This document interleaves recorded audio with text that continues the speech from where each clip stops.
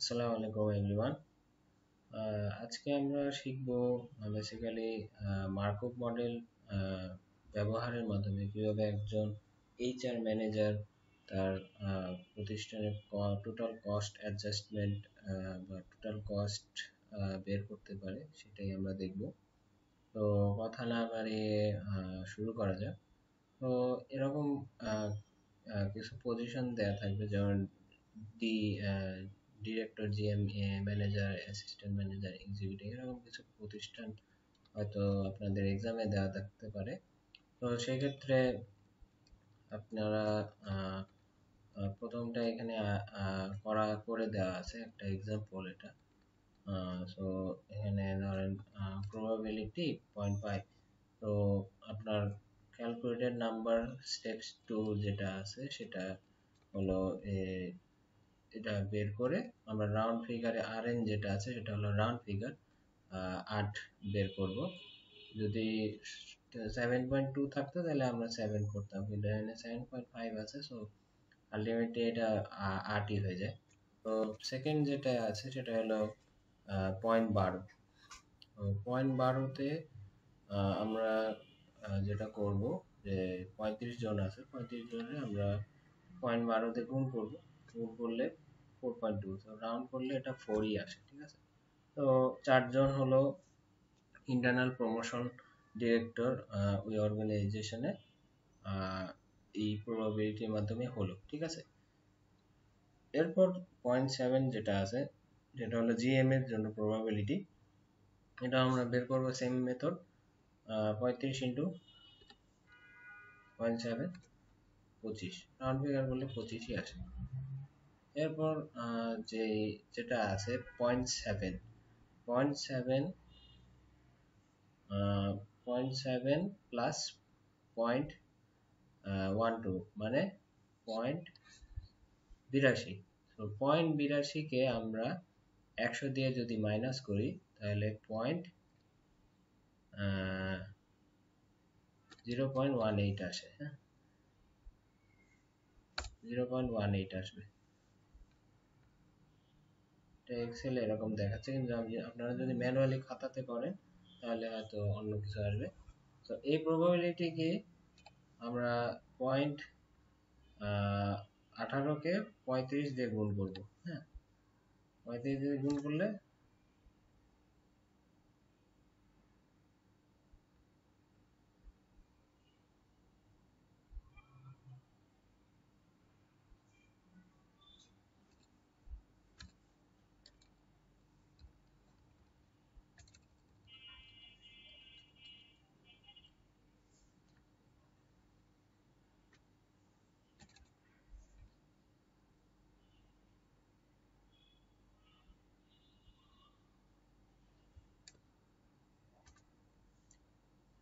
0.18কে 35 দিয়ে গুণ করলে 6.3, মানে 6 জন এক্সিট হলো রাউন্ড ফিগার করে। হ্যাঁ, এরপর আপনার 75-এর ক্ষেত্রেও সেম হবে। 75 ইন্টু 0.05 দিয়ে গুণ করলে 3.8 মানে 4। তাহলে চারজন জিএম ওখানে আপনার ইন্টারনাল প্রমোশন হইলো। হ্যাঁ, সো এই পরেরটায় সেম ভাবে 75-এ 0.8 দিয়ে গুণ করলে তাহলে 60 আসে, ঠিক আছে। তো পরীক্ষায় এরকমই আসলে মানে আহ, ফাঁকা ফাঁকা ঘর দিয়ে প্রবাবিলিটি দিয়ে দিয়ে দিবে। তো আপনারা এইভাবে এই গুণ টুন করে প্রবাবিলিটির সাহায্যে এটা বের করতে হবে। তো এখানে দেখেন যে 0.8 আছে, 0.8 0.05 দিয়ে যদি যোগ করেন তাহলে 0.85 হয়। তো 0.85 রে 100 দিয়ে মাইনাস করলে বেসিক্যালি আপনার 0.15 হবে। হ্যাঁ, মানে 15। তারপর এই 15কে আবার 75 দিয়ে গুণ করতে হবে, তাহলে এক্সিটের যে ক্যালকুলেটেড নাম্বার সেটা বের হয়ে যাবে। রাউন্ড ফিগার করলে 11ই হয়। আর এটা হলো গেল হলো ম্যানেজারের কলামের ক্ষেত্রে, রো এর ক্ষেত্রে। এরপর অ্যাসিস্ট্যান্ট ম্যানেজার আছে, অ্যাসিস্ট্যান্ট ম্যানেজারকেও ওই 120 ইন্টু 0.05 এটা দিয়ে গুণ করবেন, আবার 6 আসবে, সেম আবার 120 ইন্টু 0.08 96 আসবে। এরপর পয়েন্ট সেম আবার এই যে 0.8 যেটা আছে এটা, আর এটাকে প্লাস করলে 0.85 আসবে। হ্যাঁ, তখন এটার 100 দিয়ে যদি মাইনাস করেন তখন 15ই আসবে, মানে 0.15। এরপর 120 রে 15 দিয়ে আবার 0.15 দিয়ে গুণ করলে এক্সিটের প্রবাবিলিটি ক্যালকুলেটর নামে রাউন্ড করলে 18 হবে। এরপর আবার এইখানে আবার সেম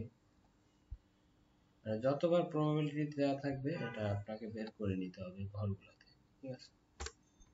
11 আসছে এখানে, রাউন্ড ফিগার 11। এখন এই 8.5 রে আবার 14 দিয়ে করলে 8.5 প্লাস 0.05 তাহলে 0.90, 100 দিয়ে মাইনাস করলে 0.10 মানে 10। 21 এসে গেল, রাউন্ড ফিগার 21, মানে 210 কে আপনি পয়েন্ট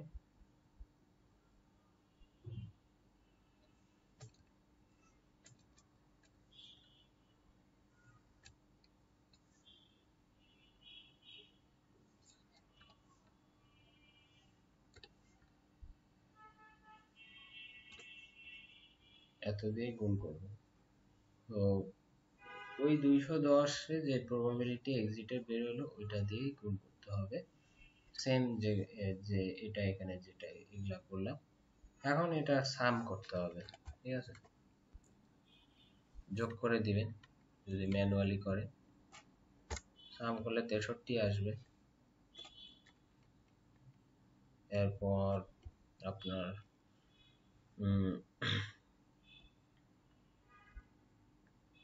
এখানে আসবে হলো, এখানে তো একটাই আছে, তো এক্সিকিউটিভের ক্ষেত্রে 179 হবে, এখানে 107 হবে যোগ করলে।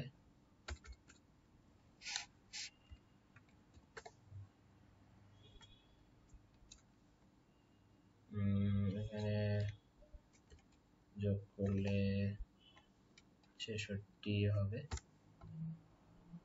এখানে যোগ করলে 29 হবে,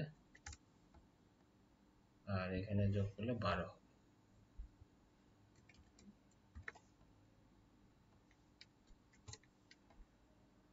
এগুলা হলো সব মানে আপনার টোটাল যে এমপ্লয়িজ আপনার হলো ওই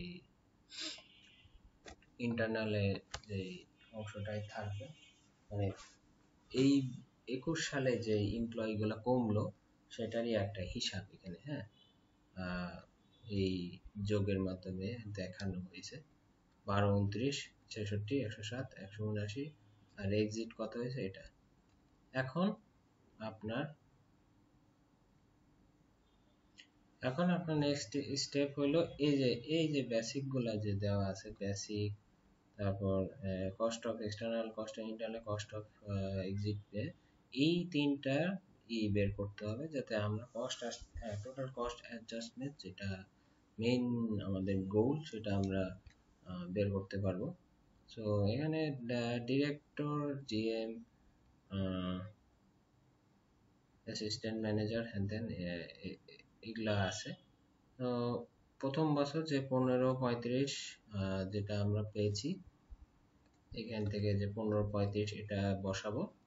এরপর এই যে 12 যেগুলা পেয়েছি 12, 29, 66, 107, 179, 163 এইগুলা তারপর বসাবো। হ্যাঁ, যে এই বছর কত এমপ্লয় কমলো বা আমরা কত পেলাম সেটা ক্যালকুলেট করে যে 21 সালে এটা আমরা বসাবো। 12, 29, 66, 179 আর 63। সরি, 63টা হবে না, 63টা এক্সিটে যাবে, ঠিক আছে। তারপর আমরা এখান থেকে ডিফারেন্স বের করব। ডিফারেন্সটা আমরা 15 মাইনাস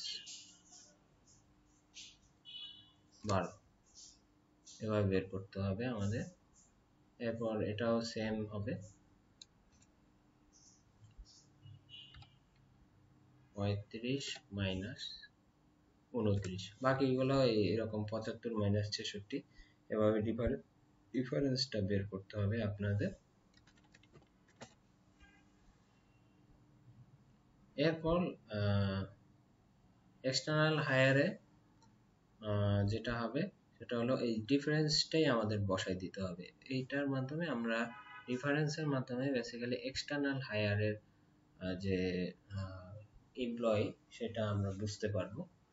আর ইন্টারনাল হায়ার যেটা আমরা ক্যালকুলেট করছি, যেমন এই যে ডিরেক্টরের ঘরে যে 4টা পেয়েছি আমরা, 8টা বাদ, 8 যেটা সেটা বাদ যাবে, 4 যেটা পেয়েছি সেই 4টা বসাবো। হ্যাঁ, এরপর জিএম এর 4 4 পেয়েছি, তো জিএম এর ক্ষেত্রে এই আপনার এই 4টুকু বসাবো। হ্যাঁ, তারপর এখানে ম্যানেজারের যে সেকেন্ড যে প্রবাবিলিটি থাকে সেইগুলা আসলে আমাদের এখানে ইন্টারনাল যে প্রমোশন সেটা বসাইতে হবে। এখানে 6 পেয়েছি, এখানে 11 পেয়েছি, আর এখানে কিছুই নাই, তো 0। তো সেকেন্ড যে প্রবাবিলিটিটা আছে সেটা আমাদের ইন্টারনাল প্রমোশন ধরে বসাতে হবে। তো এখানে 4 আছে, এখানে জিএম এর 4 আছে, এটা ম্যানেজারের 6 আছে, এটাতে 11 আছে। হ্যাঁ, তো 4, 4, 6, 11 আমরা যদি আমাদের ক্লাসে একটা মনে হয় করেছিলাম, তো ক্লাসেও এরকম সেম সেকেন্ড যে প্রবাবিলিটি আছে সেটা এখানে এই আপনার ইসে বসানো হয়েছে। তো এটা দেখতে পারবেন যে এখানে সেকেন্ড যে প্রবাবিলিটিটা আছে, যেমন 1 ডিরেক্টরে 1, তারপর 3, তারপর 4, আর এখানে এখানে কোনো সেকেন্ড প্রবাবিলিটি না থাকার কারণে এখানে আসলে 0 বসছে, 0টা এখানে লেখে নাই, 0 হবে। তো সেকেন্ড ঘরের যে প্রবাবিলিটিটা থাকবে সেটা সেটা যে আমরা বের করেছি যে 4, এখানে 4, এখানে 6, আর এখানে 11, সেটা ইন্টারনাল প্রমোশনে আমাদের বসাইতে হবে। আর লাস্টে কিছু কোনো সেকেন্ড প্রবাবিলিটি ওই ঘরে ছিল না বলে আমরা এই জন্যে আপনার 0 বসাইছি, মানে এক্সিকিউটিভের ক্ষেত্রে কোনো ইন্টারনাল প্রমোশন হয় নাই। ঠিক আছে, এভাবে আমরা ইন্টারনাল প্রমোশনটা বের করে নিতে হবে, যেটা আমরা সেকেন্ড প্রবাবিলিটিটা ধরে করেছি।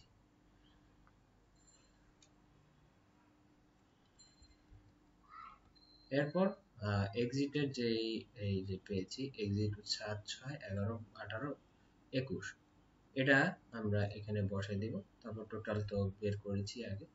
তারপরে এখানে যে 25,000 extra cost of external hiring, এই 25,000কে এক্সটার্নাল হায়ারিং এ যতগুলা আমরা এমপ্লয় পেয়েছি সেটার সাথে গুণ করতে হবে। যেমন 25,000 ইন্টু 3, 75,000। হ্যাঁ, তারপর 25,000 ইন্টু 6, সরি ইন্টু ইন্টু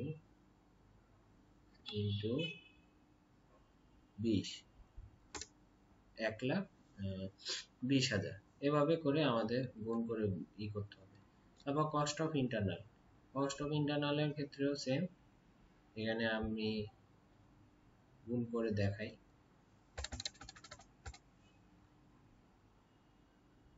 এই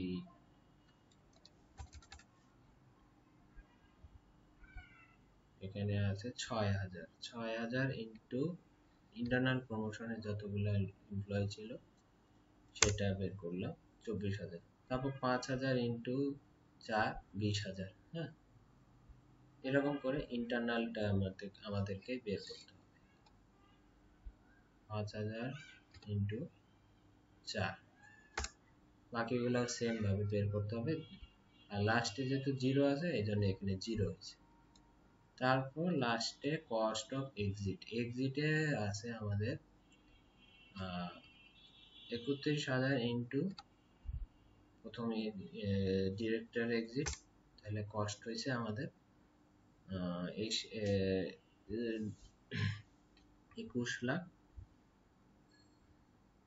২১,৭০,০০০। তারপর ২৫,০০০ ইন্টু ৬, ১৫,০০,০০০। হ্যাঁ, তো এভাবে আমাদের এই এই total cost of external, internal আর এক্সিট এইটা বের করতে হবে। তারপর এখানে সাম করতে হবে, এটার সাম করলে এটা আসবে। এরপর এটাও সাম করতে হবে, সাম করলে এটা আসে। এরপর এটাও সাম করতে হবে, সাম করলে এটা আসে। এরপর এটা আমরা সাম, এটা প্লাস না দিয়ে আমরা রেঞ্জটা নিয়ে নিই।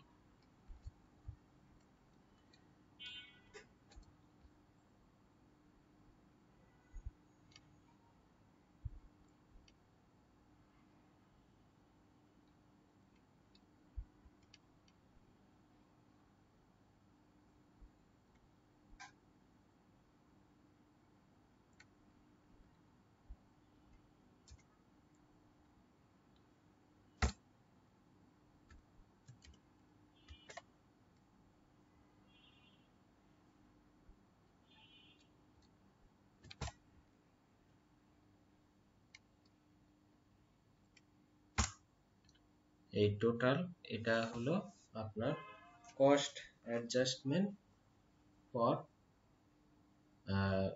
Total cost adjustment for employee. তো এইভাবে আসলে কস্ট অ্যাডজাস্টমেন্ট আমাদের বের করতে হয় মার্কভ মডেলের মাধ্যমে। আশা করি বুঝতে পেরেছেন।